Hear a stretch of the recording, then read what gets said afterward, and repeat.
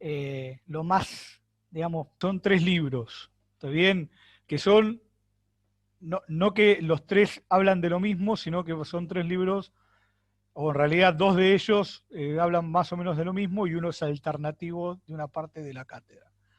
El libro, los 3 libros de cabecera que vamos a usar son, uno es Macroeconomía Avanzada de David Romer, ¿está bien? Yo ya vi que Ricardo cargó algunos de los capítulos que yo doy ya en la parte que dice textos y recortes o algo así en la aula virtual. Es un libro del 2006 de un autor que es neokeynesiano, ¿está bien? Después vamos a mirar algunos temas de un libro que se llama Teoría y Política Macroeconómica, de Oscar Bajo Rubio y Carmen Díaz Roldán, que es un libro de 2011, y que con este libro lo que vamos a ver es todo un modelo, que ahora vamos a explicar en un ratito, que es un modelo alternativo ISLM. ¿Está bien?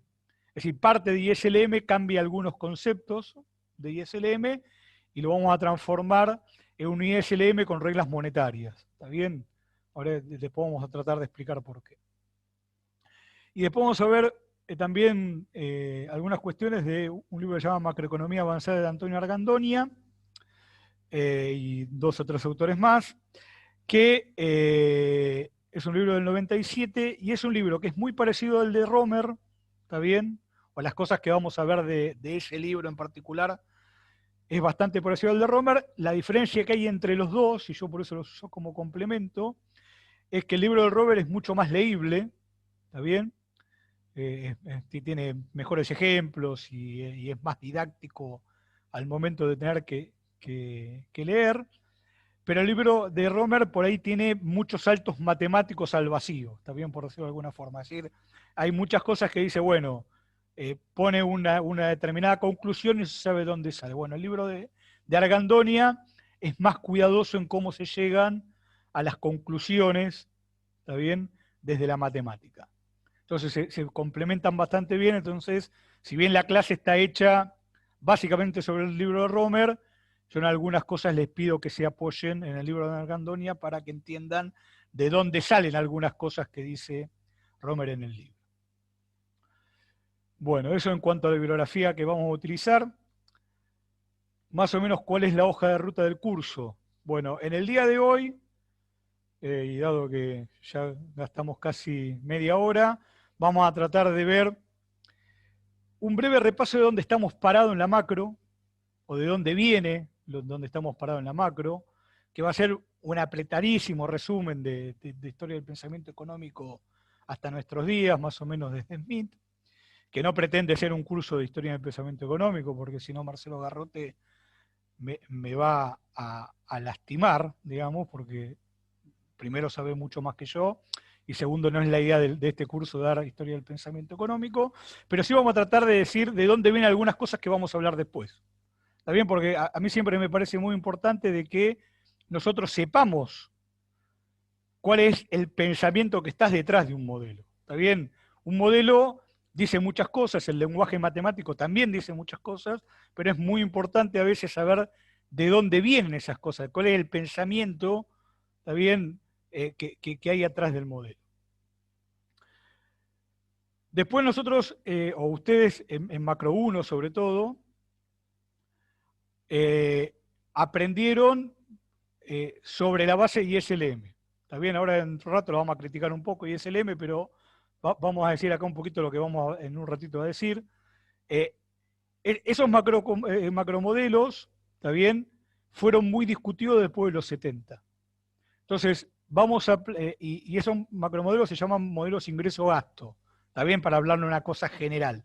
¿Por qué? Porque están basados en que a partir del gasto se surge el ingreso, ¿no? El modelito de la cruz, ¿no? Donde ponemos una oferta agregada que es, digamos, una línea de 45 grados y después, de acuerdo a cómo está la demanda agregada, es el ingreso de la economía. Eso a partir de los 70 fue muy discutido, sobre todo después de la crítica de Lucas, y se generaron un nuevo concepto de modelos macroeconómicos que son los modelos de equilibrio general. ¿Está bien? Y esos modelos de equilibrio general tenían una fuerte, digamos, estructuración microeconómica. Entonces vamos a ver cómo es esa estructuración microeconómica para después poder, a través, digamos, de la comparación de ambos modelos, ver que algunas cosas están bien resueltas en los modelos de ingreso-gasto y algunas cosas están bien resueltas en los modelos de equilibrio general, pero que ninguno de los dos cubre todas las expectativas que podríamos tener al modelo de modelar macro y de resolver los problemas que tiene la macro o que tratemos de resolver con la macro.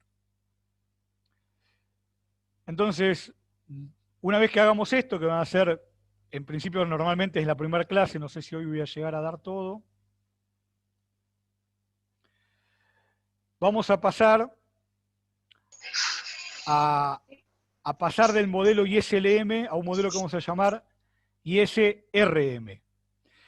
La diferencia va a estar, como ven ustedes, en el mercado monetario, ¿no? La IS va a seguir siendo la IS que conocemos habitualmente.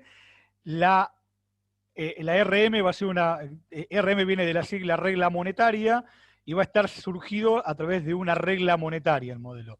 ¿Por qué vamos a hacer esto? Bueno, porque casi todos los bancos mundiales centrales del mundo, el argentino en forma explícita hasta hace un tiempo y ahora no tanto, han empezado a adoptar lo que llaman reglas monetarias, es decir, que en vez de mirar la política monetaria a través de los agregados, es decir, del M1, del M2, del M3, lo que han tratado de hacer es decir, bueno, en realidad nosotros tenemos poco control sobre el M1, sobre todo sobre el M2, sobre el M3. ¿Por qué? Porque hoy cada vez hay más sistemas, digamos, alternativos a la moneda. ¿Está bien? Las tarjetas de crédito, hoy el Bitcoin y un montón de cuestiones. Entonces, lo que nosotros podemos dominar y manejar son la tasa de interés. Entonces, la regla monetaria normalmente va a estar hecha sobre una tasa de interés. Vamos a estudiar esa regla o vamos a proponer una regla y a partir de ahí vamos a reformular el modelo ISLM. Y después vamos a hacer algo parecido a lo que hicieron en ISLM. Vamos a ver cómo funcionan las políticas fiscales, cómo funcionan las políticas monetarias, y vamos a presentar algunos temas de discusión, que son estas extensiones. ¿Cuáles son los límites de la financiación de las políticas públicas?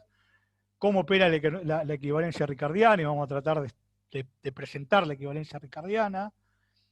Que hay efectos no keynesianos en la política fiscal y vamos a tratar de estudiarlos y vamos a ver por qué es importante la credibilidad.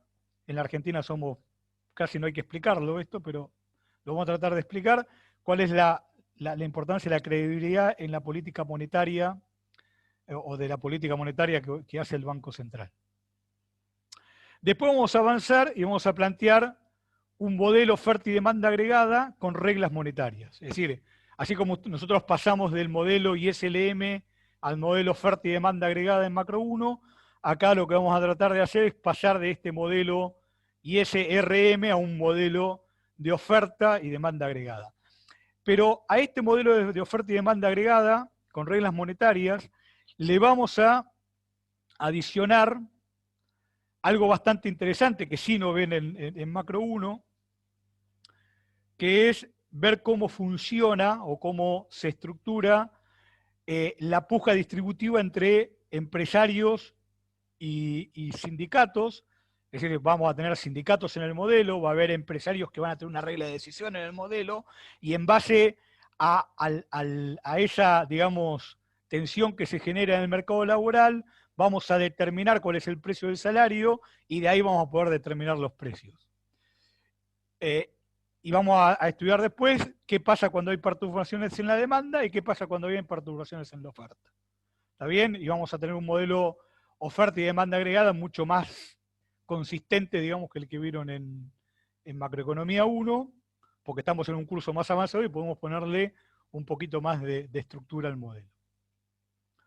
Una vez que estudiemos esto, también vamos a volver a cuestiones de la realidad o cuestiones más cercanas al día a día, y vamos a ver cómo se pueden producir procesos de desinflación, por qué son importantes en el caso de que haya una alta inflación, qué se llama coherencia temporal y credibilidad, y vamos a ver qué significan los procesos de histéresis, que es cuando el desempleo queda en un nivel demasiado alto y no baja fácilmente. Después lo vamos a tratar de dar un poquitito más de estructura a eso.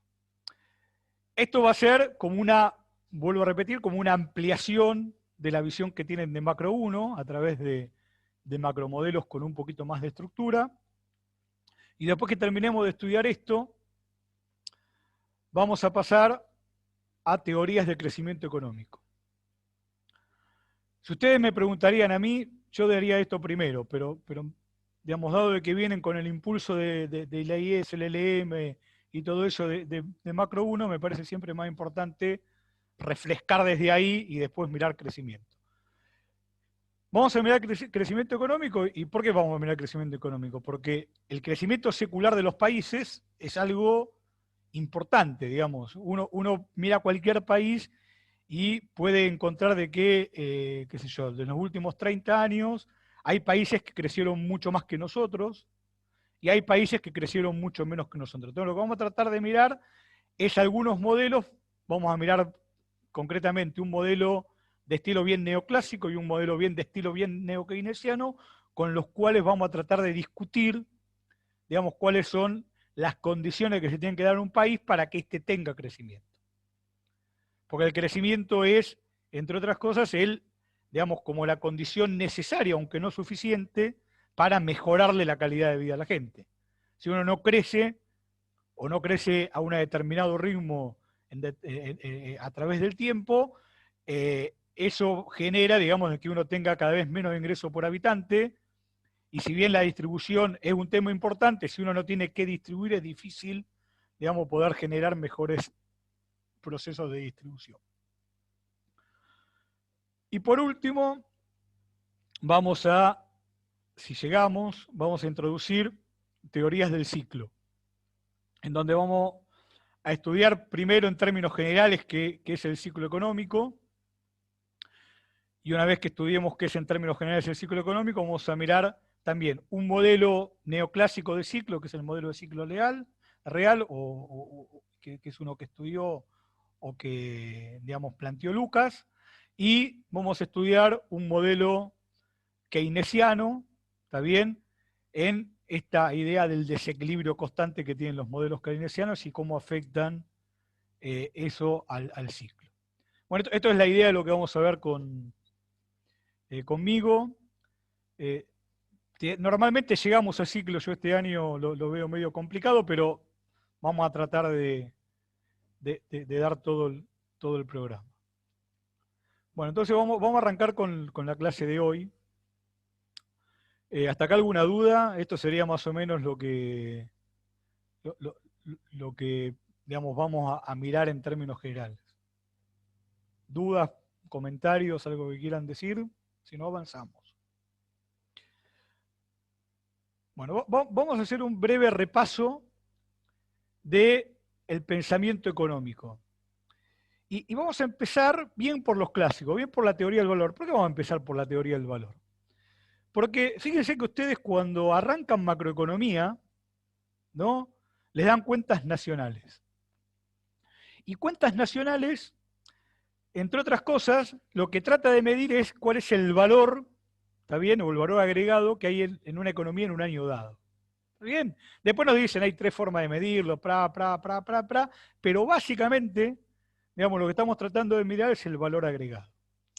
Y el valor agregado, y ustedes, si a alguien le gusta leer libros, digamos, históricos de la economía, yo les recomiendo ir al libro de Adam Smith, a La riqueza de las naciones, y en el capítulo 1, yo no lo voy a leer porque no lo tengo acá a mano, pero en el capítulo 1, cuando en el primer párrafo del capítulo 1, si uno lo lee, es más o menos la definición de Producto Bruto Interno.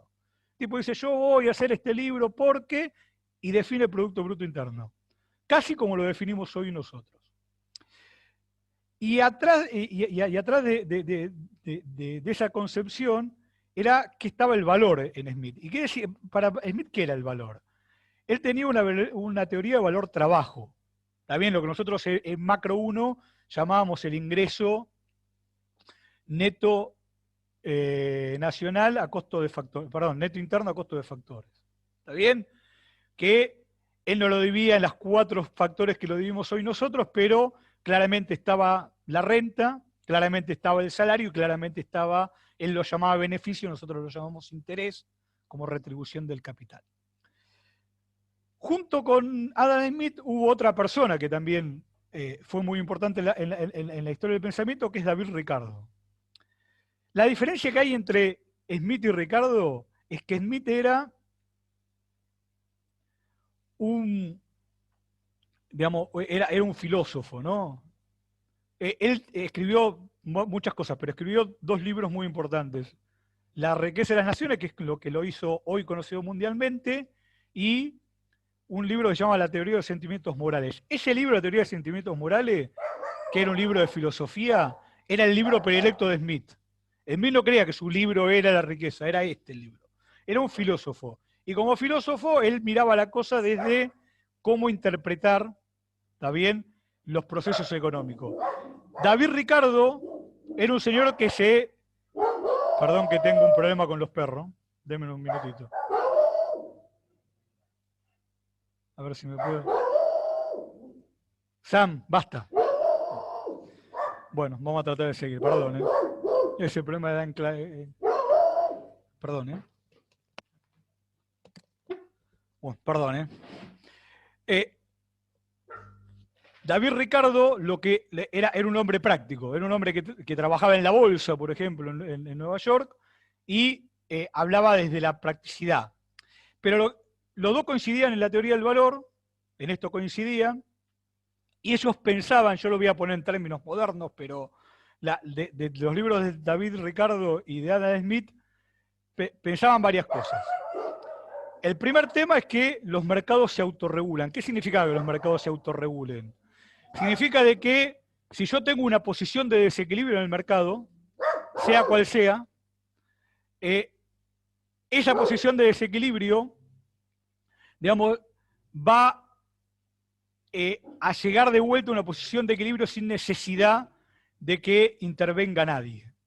¿Y esto cómo pasaba? Pasaba porque había demandas excedentes, había ofertas excedentes, y digamos, el libre juego de la oferta y la demanda íbamos a llegar a un nuevo equilibrio. Y en ese nuevo equilibrio, que se daba por intercambios libres y competitivos, íbamos a tener la mejor posición social.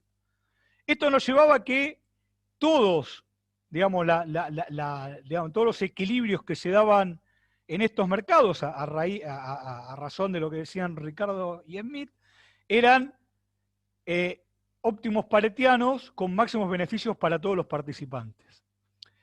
Y acá yo normalmente les miraba las caras y decían, ¿saben qué es un óptimo paretiano? Me preguntaban que no, vamos a asumir lo mismo y vamos a explicar que es un óptimo paretiano. El óptimo paretiano es cuando en el intercambio, digamos, por lo menos uno de los 2 mejora, ¿está bien? Pero de ese óptimo que se obtiene, ninguno empeora. ¿Está bien? Esto es un óptimo paretiano. Entonces, en el final del cuento, teníamos que todos los mercados estaban vacíos, todos los mercados no tenían ni excedentes de oferta ni excedentes de demanda, y todos estaban un poquito mejor como mínimo. Y este era el segundo punto de que podemos decir que coincidían Smith y Ricardo. De esa posición de equilibrio, tenemos que surgían cantidades y precios de equilibrio para todos los mercados. ¿Está bien? Y esto era una cuestión estable.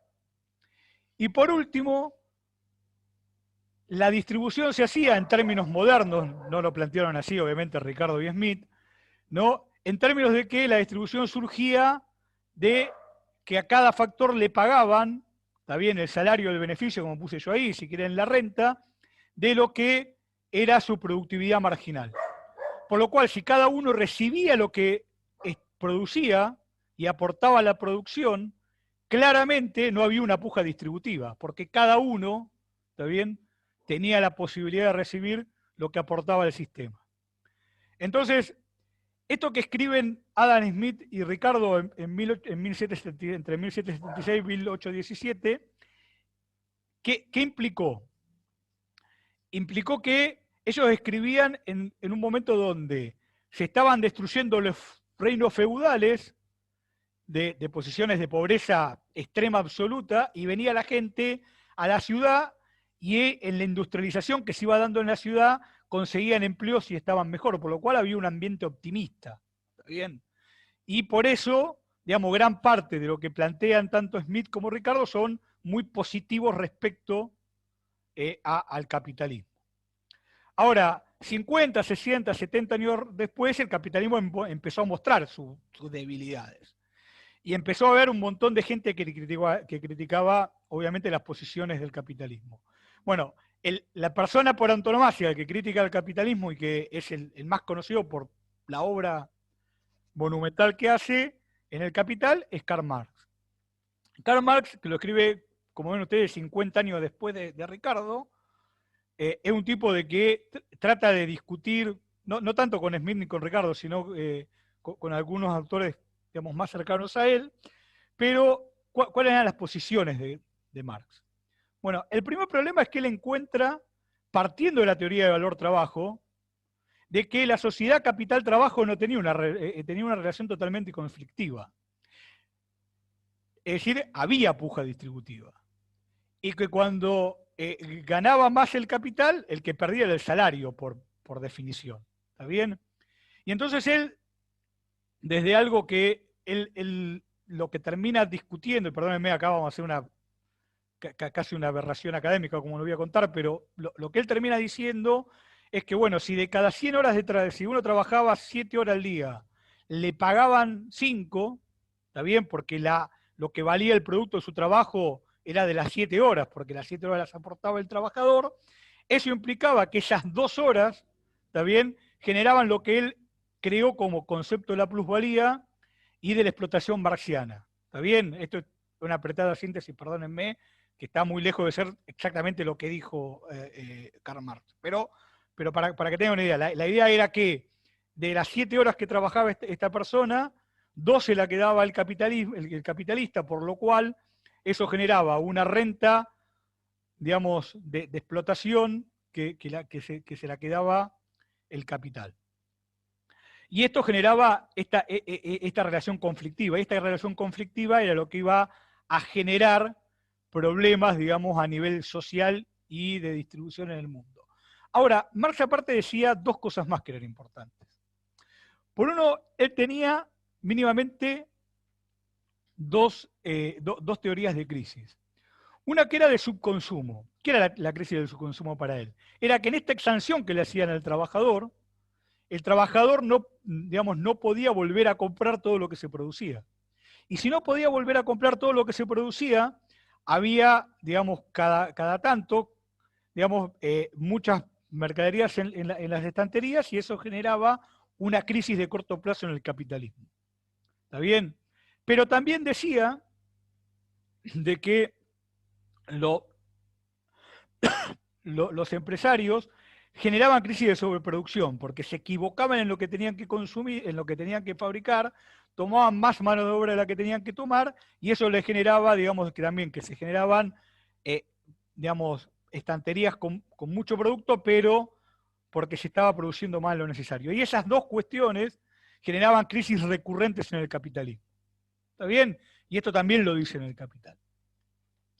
Pero a su vez, en El Capital, él también dice que hay una teoría de largo plazo. Y él decía, bueno, el capitalismo surge de necesitar cada día más capital. Esa necesidad de tener más capital, y que lo hacía a medida de que iban sacándole la renta al proletariado o al factor trabajo, generaba que el capital se hiciera más intensivo. Y si el capital se hacía más intensivo, la productividad marginal del capital iba disminuyendo.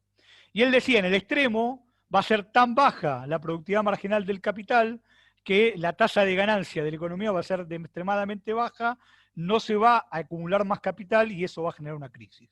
¿Está bien? Este era lo que Marx fue la predicción que hizo de que el capitalismo iba, digamos, iba a implosionar por el mismo sistema como estaba, digamos, confeccionado. Cosa que a hoy, por ejemplo, digamos, al menos a la luz de los datos de hoy, todavía eso, digamos, está lejos de pasar y, digamos, hay muchas teorías de que explican por qué no pasa, ¿está bien?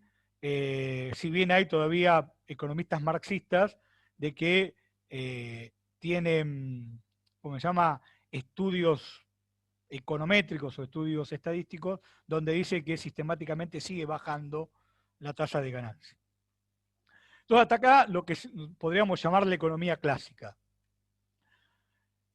El que discutió la economía clásica, o el conjunto de economistas, no fue un economista solo que discutió la economía clásica, fue lo que llamamos el marginalismo. El marginalismo llega hasta hoy. ¿Está bien? Gran parte de lo que hoy conocemos como neoclasicismo o como neomarginalismo viene de esta tradición. Y si ustedes se ponen a ver algunas cosas que yo voy a decir más adelante, se van a dar cuenta de que, si bien hubo aportes, digamos, teóricos muy importantes en los últimos 50 o 60 años, digamos, la base concreta de lo que dijo el marginalismo sigue estando, digamos, desde ahí. ¿Qué es lo que quiso hacer el marginalismo? El marginalismo quiso romper con los clásicos, llamando a los clásicos no solamente a Smith y a Ricardo, sino también a Marx. ¿Y por qué quiso romper? Porque ellos quisieron plantear la economía como una ciencia en términos, digamos, de lo que era o lo que es, digamos, en ese momento, en 1700 y pico y 1800 y pico, de lo que era, digamos, la filosofía natural. ¿Está bien? Y vamos a ver que eso hoy sigue estando en muchos modelos y eso a veces trae problemas para razonar la economía. Ahora, ¿qué fue el marginalismo? Bueno, el marginalismo tiene varios puntos de apoyo desde el punto de vista digamos, de la teoría. En primer lugar, como dije yo recién, fue una reacción a los clásicos. ¿Está bien? Ellos trataron de romper con los clásicos y sacar, digamos, todos los elementos morales y éticos que tenía la economía hasta ahí.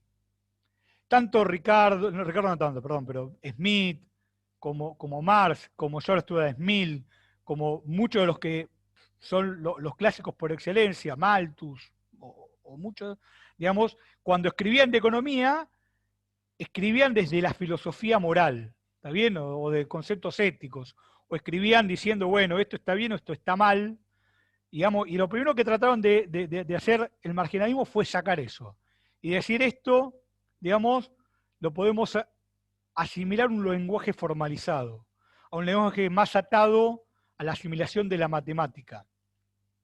Y entonces vamos a buscar todas, digamos, razonamientos lógicos que nos lleven a conclusiones en los cuales las cuestiones morales y éticas están de lado. ¿Está bien? Y acá es donde aparece sobre todo Marshall haciendo un compendio de todo esto. ¿Sí?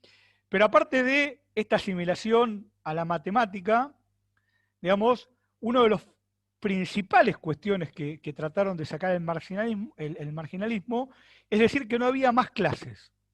¿Está bien? Fíjense que como hoy nosotros estudiamos la economía, vamos a la micro un poquito, estudiamos que hay consumidores y estudiamos que hay productores. ¿Está bien? Y eso implica una cosa muy sencilla, no hay clases. Las conclusiones que yo saco ahí no depende de donde yo estoy parado en la estructura social, sino depende del rol que cumplo. Si estoy produciendo o estoy consumiendo. Y cualquier clase, digamos, capitalista o trabajadora, para ponerlo de alguna forma, digamos, consume y también trabaja. Y hace las dos cosas a la vez. ¿Ok? Entonces, uno de los grandes quiebres que tratan de hacer es sacar, digamos, la cuestión clasista de la economía y ponerla en términos de los propietarios de los factores. Y todos a la vez somos propietarios de factores y todos a la vez somos consumidores. Entonces la discusión estaba en otro lado. No sé si se llega a percibir. Por otro lado, a raíz de esto, plantean de que los agentes económicos pasan a ser maximizadores de utilidad en el caso que estén consumiendo y de beneficios en el caso de que sean las empresas. Entonces la discusión no está más en cómo es el reparto de la renta, sino si yo puedo maximizar mi utilidad en base a las restricciones que tiene la economía. Y para el productor, si yo puedo maximizar el beneficio o la renta, en el caso, digamos, de que esté haciendo esa cuestión en la economía. Y por último, hay una demostración fundamental que también va a tener que ver con la teoría del capital, de que en estos autores se tratan de demostrar dos cuestiones. Primero, que la utilidad marginal, yo le puse W, pero en realidad debería ser digamos, de la utilidad marginal del consumo, ¿está bien?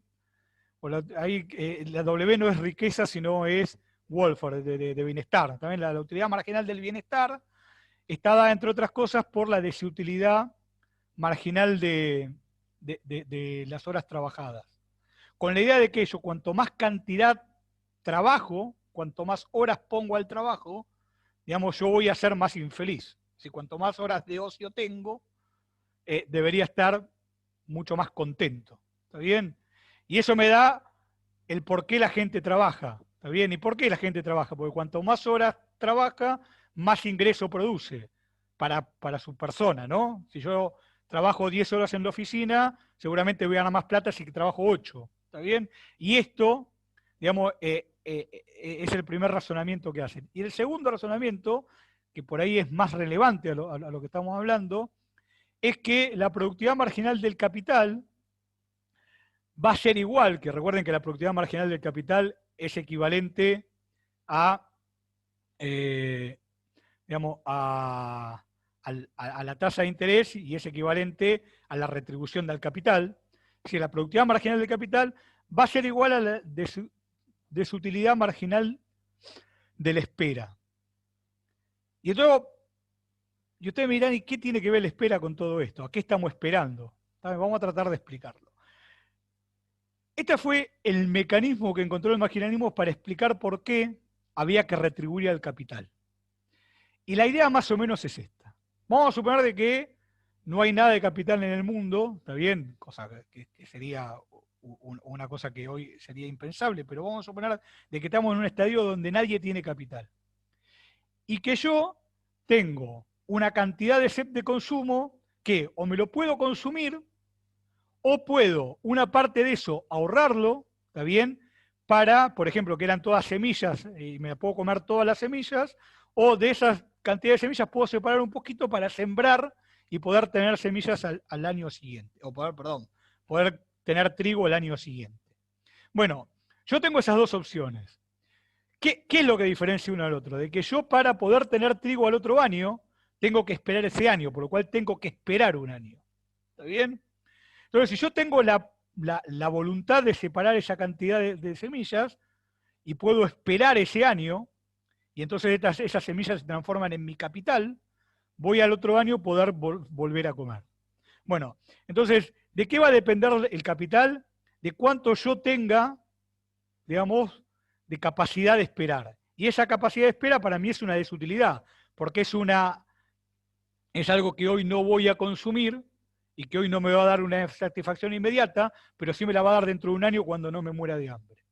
¿Se entiende? Entonces, eso es lo otro que plantea el marginalismo y con eso genera una teoría del capital nueva. ¿Está bien? Porque el capital no va a depender de esa acumulación, digamos, y metódica que surge del clasicismo, sino va a depender de que yo, digamos, no consumo hoy para poder acumular capital porque me va a dar frutos en el futuro y esos frutos en el futuro va a ser ese pago de interés que va a tener el capital de ahora en más. Entonces el marginalismo, digamos, tiene autores que ustedes seguramente muchos los conocerán, Jevons, que es el que crea la utilidad marginal, Walras, que es el que plantea el equilibrio general, Wenger, que también, por separado de Jevons, también plantea la utilidad marginal, Gossen, que es el que plantea la ley de utilidad decreciente, John Clark, que es el que plantea, o el que descubre, como se llama, o demuestra de que el salario marginal es igual a la productividad marginal del trabajo y que el interés es igual a la productividad marginal del capital, Edwards, que es el que plantea las curvas de indiferencia, y Winsel, que es el primero que introduce el Estado en sistemas marginalistas. Esos son los principales autores que escribieron un montón de cosas que hoy se llama el marginalismo. Ahora, el marginalismo lo resumió Alfred Marshall en 1890 en un libro que llamó Principios de Economía. ¿Está bien? Ese libro, que resume todo lo que estábamos hablando recién, y es prácticamente, si lo traemos acá, a muchos de los libros de microeconomía actual. ¿Está bien? Muchos de los libros de micro, ustedes van a ver de que no son muy diferentes, obviamente, escritos a la usanza del 2000, del siglo XXI, pero en el fondo no tienen grandes diferencias con principio de economía. Y ahí plantea, digamos, como un resumen o como abreva todo, digamos, esto que estábamos hablando. Pero Marshall va más allá, sobre todo en algunos aspectos, digamos, estratégicos. Marshall llama al libro Principios de Economía. Todos los libros que se escribieron hasta Marshall, ¿está bien?, se llamaban algo de economía política. Y Marshall le saca la palabra política y deja principios de economía. ¿Por qué? Porque él quería hacer un corte con su libro, de decir, de ahora en más la ciencia económica está desprendida de la política. Cuando la política la podemos tomar como toda esta cuestión éticas y morales que traía la economía.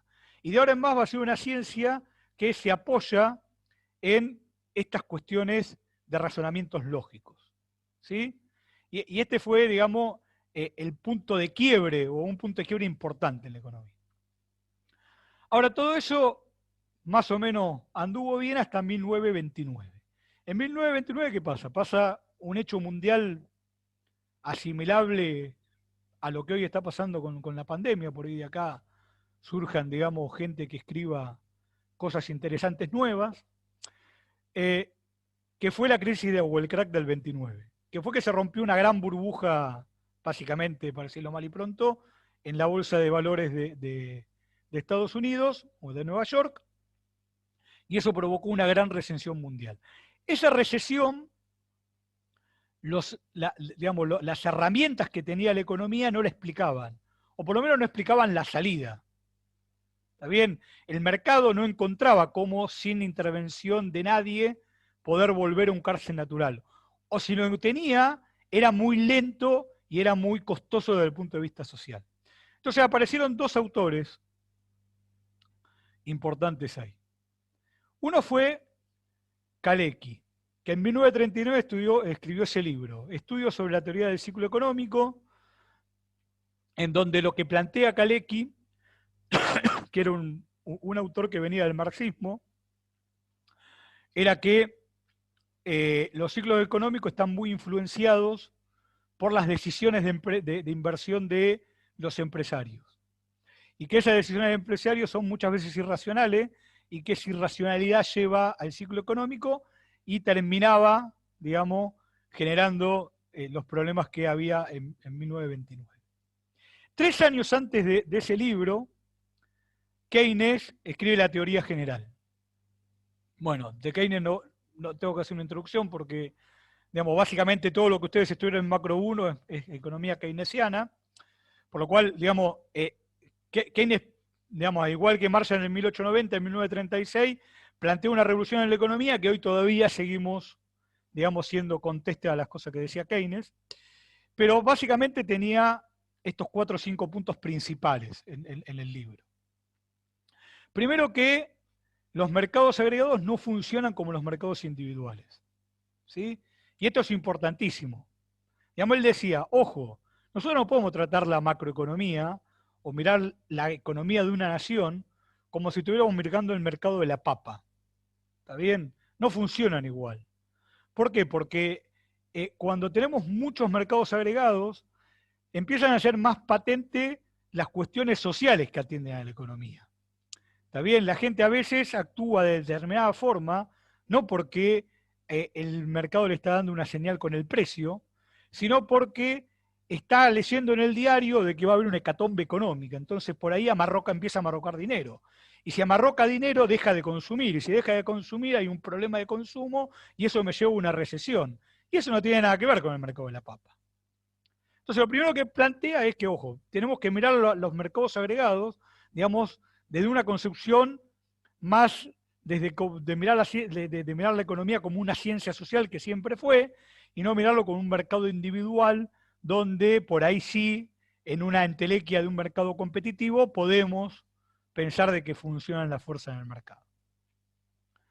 El segundo problema que plantea Keynes, que escribe, fíjense, casi en la misma época de Kalecki, estaba mirando los mismos problemas que miraba Kalecki, es algo, digamos, que Kalecki también dice, que es que los empresarios no actúan siempre racionalmente.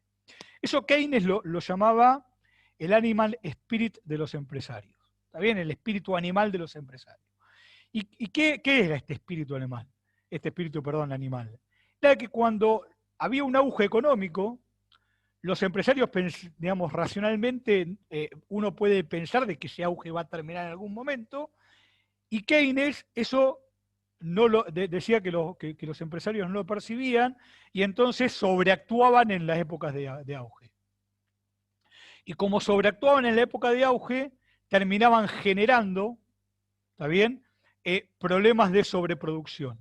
Y cuando había sobreproducción, y entonces empezaba una fase del ciclo recesiva, y veían que tenían menos ventas de las que ellos estaban esperando, entonces sobrereaccionaban a la baja.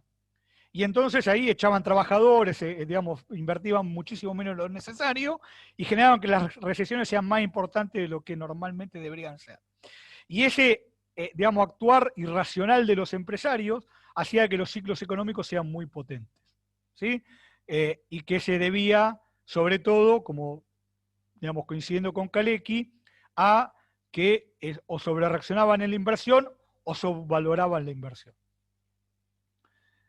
El tercer punto que discute Keynes, Keynes también, así como dije de Smith, aquel que le gusta leer libros, digamos, interesantes, y este es un libro todavía actual, porque es un libro que hoy todavía se discute, digamos, fuertemente en materia económica, para bien y para mal, gente en pro y gente en contra. El primer capítulo de la teoría general son, creo que, 20 líneas. Y todo lo que hice, yo lo voy a resumir, no voy a decir lo que exactamente el planteo, pero en realidad no voy a decir, digamos, las palabras textuales, pero el planteo de Keynes es que lo que va a discutir es la economía clásica, y él considera la economía clásica no solamente a Smith, Ricardo y Marx, sino también a Marshall, que había sido su profesor. Entonces dice, yo voy a decir que muchas de las cosas que estudiamos en economía están mal, y voy a explicar por qué. Y una de las cosas que dice que para él el error más importante de los economistas hasta ese momento era que ellos creían en la existencia o que aplicaba la ley de Say. ¿Qué era la ley de Say? Que es de un economista que se llamaba Jean-Baptiste Say, un economista francés.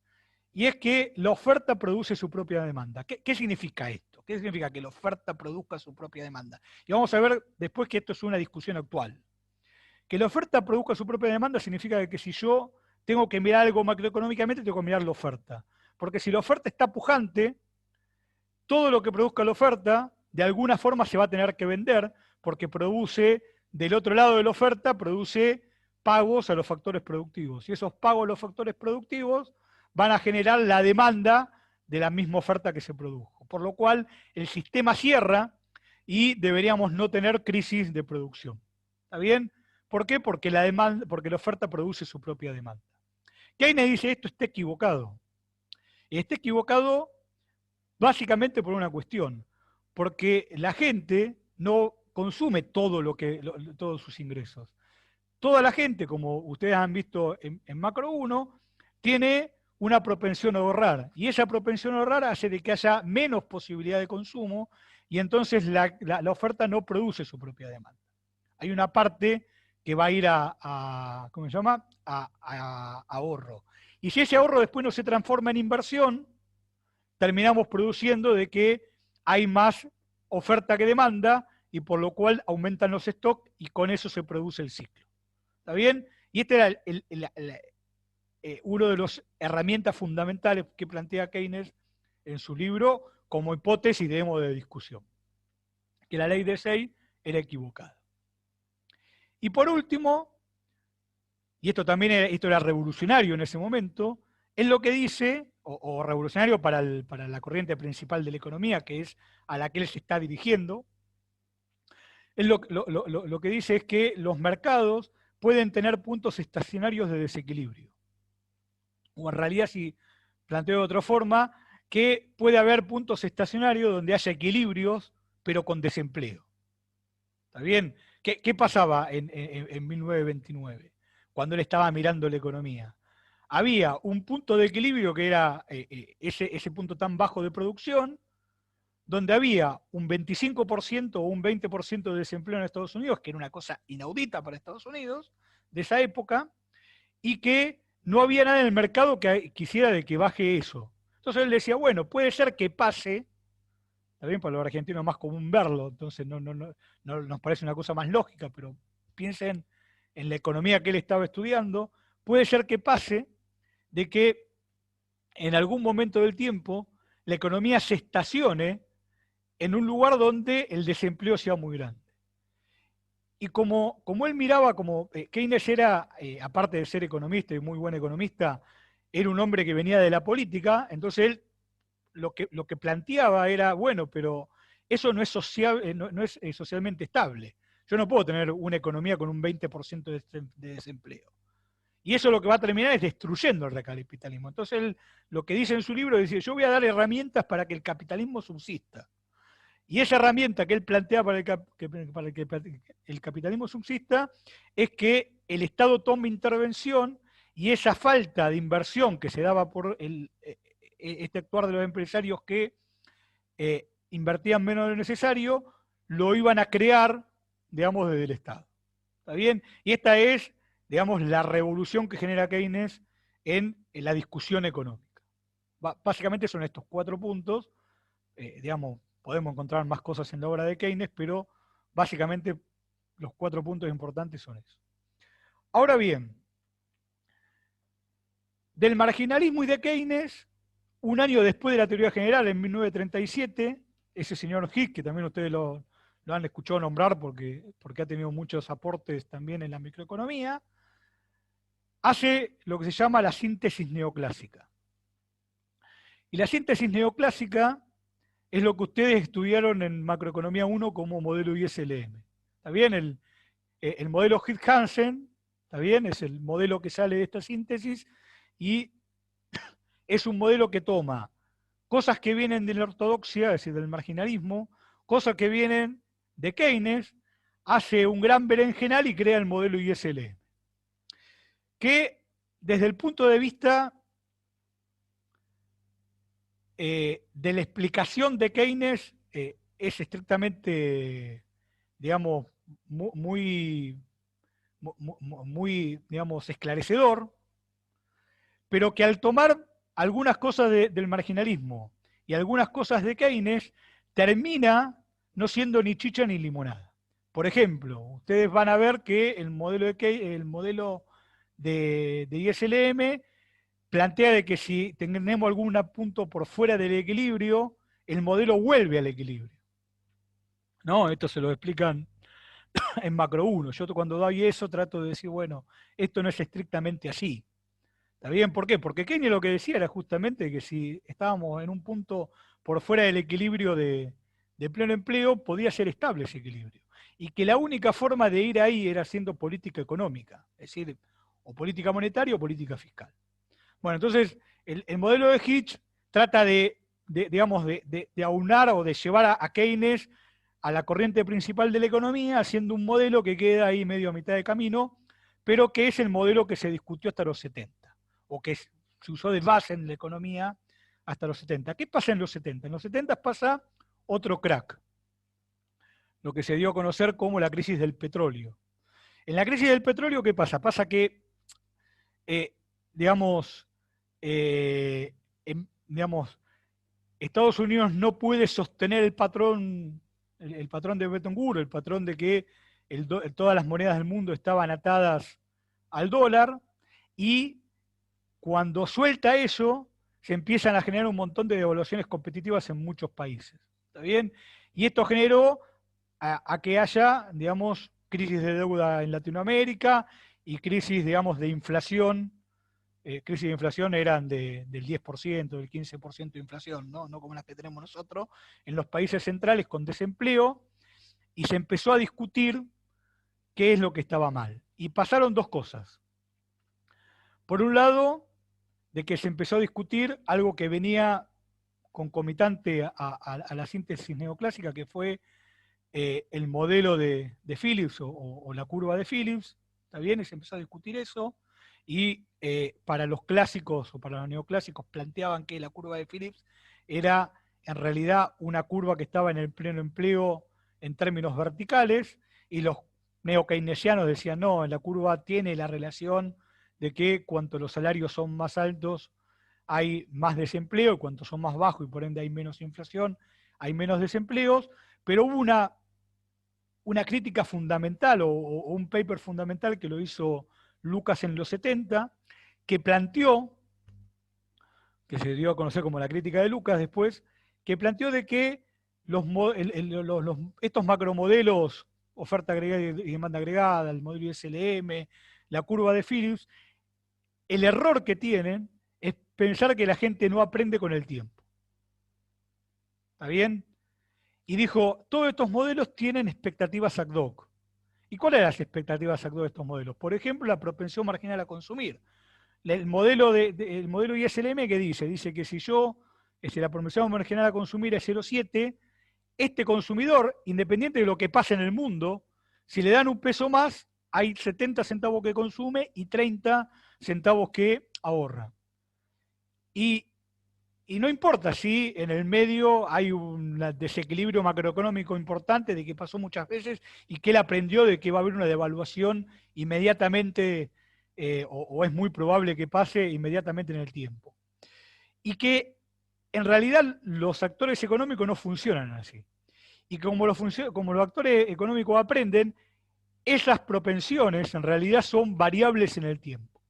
Y eso hace de que los modelos ISLM y oferta agregada, demanda agregada, si no tienen compatibilizados cuáles son las expectativas de los agentes, pasan a ser, digamos, académicamente malos.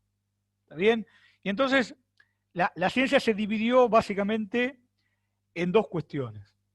En lo que llaman el neomarginalismo, en donde plantean que digamos, entre otras cosas, cuáles son las expectativas que tienen que tener los agentes, por ejemplo, el modelo de expectativas racionales y cosas por el estilo, y plantean que si los agentes aprenden de las políticas económicas, siempre, digamos, los mercados se van a vaciar y entonces siempre va a haber plena ocupación de factores con óptimos paretianos. Y esta es la conclusión global que tienen el neomarginalismo, en donde están Lucas, Prescott y algunos autores más que ustedes alguna vez han escuchado. Y por otro lado está el neokeynesianismo, que lo que plantean es que no, que si bien la economía puede entender, digamos, hacia esos equilibrios competitivos, hay rigideces nominales y reales que impiden, ¿está bien?, que la economía vuelva rápidamente a esos estados de equilibrios de pleno empleo y que haya, en su defecto, equilibrios con desempleos estables. Y que entonces que la intervención estatal, digamos, si bien tiene que estar, digamos, más acotada y quirúrgicamente realizada, sí tiene que aparecer para poder corregir esos desequilibrios. ¿Ok? Y por último, tenemos que desde Keynes y desde Kalecki, es decir, una corriente más orientada, digamos, al subconsumo o a la subproducción, están los que se llaman los post-keynesianos. ¿Está bien?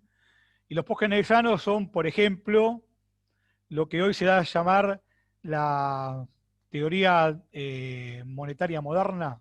Bueno, vienen por acá. ¿Está bien? Entre otras teorías, no es la única que tiene. ¿Sí? Y son, digamos, keynesianos, ¿está bien?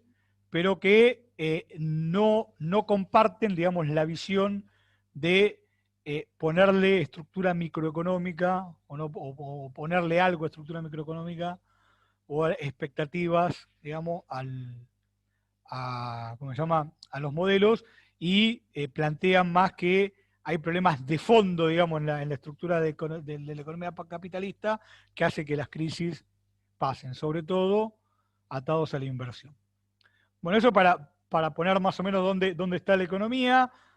Bueno, y están, perdón, me había olvidado, los economistas del desequilibrio, que en la Argentina la persona, digamos, más característica que estudia esto es Daniel Heyman, de los cuales ustedes van a tener ese paper que yo dejé para que lean, que es más general de economía, pero es un economista del desequilibrio, que lo que plantean es que la economía siempre se encuentra en desequilibrio y que, si bien los atractores son importantes, la economía siempre va funcionando, digamos, a través de desequilibrios.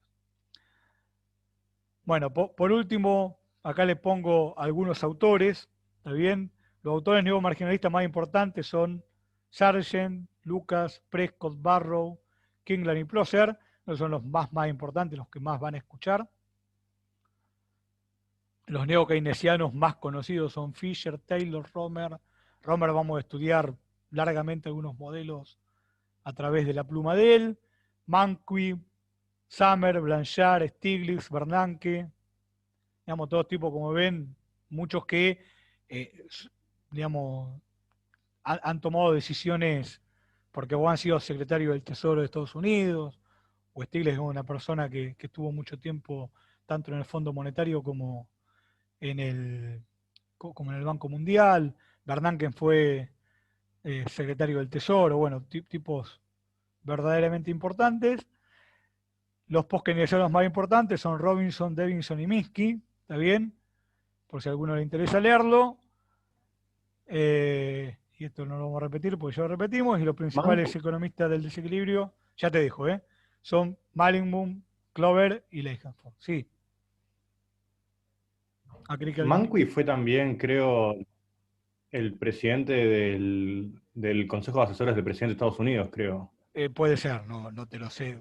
No, la verdad que no me acuerdo. Una cosa así. Puede ser, son todos tipos que, digamos, casi todos los economistas importantes en algún momento en Estados Unidos o en el país donde trabajan, ¿está bien? Han tenido algún cargo público porque la economía está muy relacionado con eso, ¿no? Es decir, acá casi todas las personas que ustedes ven en los ministerios, cosas importantes con las que uno puede estar de acuerdo o no, han escrito, ¿está bien? Digamos, desde el que está hoy, desde Martín Guzmán, que es un tipo que ha escrito cosas muy interesantes a nivel de la macro, hasta, qué sé yo, no me sale el nombre de Sturzenegger, por ejemplo, que tenía también papers, digamos, digamos muy interesantes. Sí, digamos, casi todas las personas, digamos, a Romer no le conozco cargo público, por ejemplo. Es un tipo que viene bien de la academia. Y a Akerlof tampoco. Sommer, estoy seguro. Mike, la verdad, me mataste, digo, no lo sé. Blanchard fue asesor en Francia, que él es francés, fue asesor de Mitterrand, creo. Así que fue un tipo que tuvo algún tipo de roce con lo público. Stiglitz fue asesor en Estados Unidos, trabajó en el Banco Mundial y fue asesor en Francia, no me acuerdo de qué presidente. Bernanke fue muchísimo tiempo director del Tesoro de Estados Unidos. Digamos, normalmente los que vienen, digamos, de las corrientes principal tienen ese tipo, digamos, de trabajo a veces. Bueno, entonces, ¿cómo? Sí. ¿Dónde se ubicaría? ¿Quién es? Krugman. No. Krugman es neokeynesiano. Si no lo puse ahí, es un relevante que neokeynesiano. Profe, yo tenía una duda de curiosidad nomás. ¿Dónde entra Friedman en todo esto? Porque justamente hablando me acordé que Friedman estuvo, por ejemplo, con el gobierno de Reagan en su momento. Y tengo entendido que Lucas es como si fuese una especie de heredero. De discípulo. De Friedman, sí, es un discípulo de Lucas. Yo puse lo más moderno. Friedman es un discípulo, tipo. Exacto, de Chicago. Es un tipo de los 50 y es neomarginalista, claramente. ¿Está bien? Ahí tampoco puse a Samuelson, ¿está bien? Samuelson es keynesiano, ¿sí? Claro. Ahí puse los más para acá, digamos, los bien, más cercanos a nosotros, ¿está bien? Porque muchas veces los libros actuales están más escritos por esas personas que por ahí... a ver, el libro de Samuelson hasta hace 10, 15 años se sigue usando, ¿está bien? Pero hoy ya se usan otros libros. O Friedman no hizo un manual, ¿está bien? Así conocido como el de Samuelson al menos. Pero es una persona cercana o neomarginalista, ¿está bien? Después igual algunas cosas de Friedman vamos a ver. Bueno, ¿cuál es el debate actual? El debate actual está planteado en términos de neo-keynesianos, obviamente, y neomarginalistas, en donde los neo-keynesianos trabajan con modelos de... Vamos una parte para atrás. La línea divisoria entre neo-keynesianos y neo-marginalistas, digamos, es muy finita. ¿Está bien? Si bien tienen concepciones económicas diferentes, digamos, lo que se llama la heterodoxia, aunque se habla tanto ahora de la heterodoxia, no son exactamente los neokeynesianos. ¿Está bien? Digamos, hay neokeynesianos que tienen planteos heterodoxos, pero muchos keynesianos, como vieron ahí, van a ver que escriben manuales de economía que nosotros podemos leer tranquilamente y que no son la heterodoxia. ¿Ok? La heterodoxia está como por afuera de la corriente principal de la economía, ¿sí? Y hace algunos planteos que son, digamos, inclusive que discuten con el neokeynesianismo.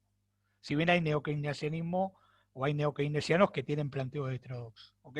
Pero en líneas generales no hay un corte que vos digas estos son todos neomarginalistas y estos son todos, si bien los que yo puse claramente están en una corriente o en la otra. Yo por lo que voy a decir ahora seguidamente. Los neokeynesianos básicamente hacen modelos de ingreso-gasto. ¿Qué son los modelos de ingreso-gasto? Bueno, casi todo lo que vieron en macro. En macro 1, perdón. ¿Sí? Estos modelos que trabajan básicamente con, digamos, cosas relacionadas a la economía de impulso y propagación y que son de equilibrio parcial. ¿Está bien? Donde lo que estamos mirando es qué pasa en el corto plazo en la economía. Ahora después vamos a tratar de definir mejor algunas cosas de esas. Y los neomarginalistas trabajan en modelos de equilibrio general. ¿Está bien? Los modelos de equilibrio general vienen de la tradición de Walras, que fue el primero que creó modelos de equilibrio general, y que después hubo dos autores que ganaron el premio Nobel en los 50, si no me falla la memoria, que se llamaban Arrow y Debré, Arrow como flecha en inglés y Debré que es un francés, que, digamos, estructuraron el modelo de Walras de forma tal de demostrar de que los mercados competitivos, ¿está bien?, se pueden vaciar. Es decir, llegan a momentos donde no hay ni exceso de demanda ni excesos de oferta. ¿Ok? Pero los neokeynesianos han tomado elementos de los modelos de equilibrio general. Hay muchos neokeynesianos que, por ejemplo, le ponen expectativas a sus modelos hoy. O hacen cuestiones que están cercanas al equilibrio general. ¿Ok? Por lo cual hay como un trasvasamiento de uno al otro y no todos los neomarginalistas desconocen y odian a los keynesianos, los neokeynesianos, y todos los neokeynesianos desconocen y odian a los neomarginalistas, sino que hay ahí en la academia ciertos lazos de contacto entre uno y el otro. ¿Está bien? Yo los voy a plantear por separado para que quede claro, digamos, cuál sería el modelo ingreso-gasto puro y cuál sería el modelo de equilibrio general puro, pero no significa de que si uno lee un paper de un neokeynesiano no pueda tener algunos toques de equilibrio general y cuando lee algún modelo neomarginalista no pueda tener algún toque o reconocer que algunas cosas de los modelos de ingreso-gasto plantean cosas que en la realidad pasan. ¿Ok? Una persona que planteó esto con una... Y voy a dejar acá y la clase que viene arrancamos con equilibrio general. Una persona que planteó esto en términos en términos muy prácticos, fue Krugman. Krugman tiene un paper muy cortito, después si lo consigo en castellano se los paso, y si no les paso el que está en inglés, que se llamaba algo así, ¿dónde está parada la macroeconomía? Algo así, no me acuerdo justo el nombre. Y en una parte del paper él dice, bueno, la crítica de Lucas es estupenda.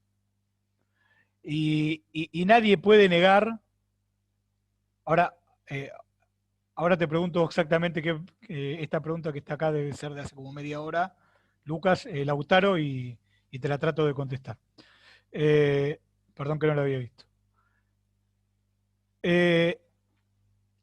Lucas plantea, bueno, la crítica de Lucas es estupenda. También es claro de que los agentes económicos aprenden y que ese aprendizaje hace que a veces algunas políticas macroeconómicas, si no tienen en cuenta las expectativas de los agentes, pueden fracasar.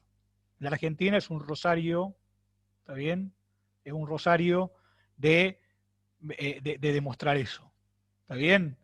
Digamos, por ejemplo, en la Argentina uno agarra un verdulero, y con todo el respeto a los verduleros, por si hay un papá que el papá tenga una verdulería, y le pregunta cuáles son las posibles consecuencias de una política monetaria expansiva, y se la va a saber contar.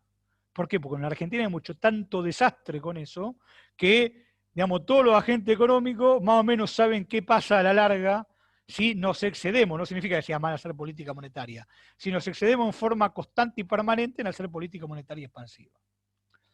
Bueno, entonces, la crítica de Lucas en ese sentido, digamos, claramente es, digamos, recontra razonable.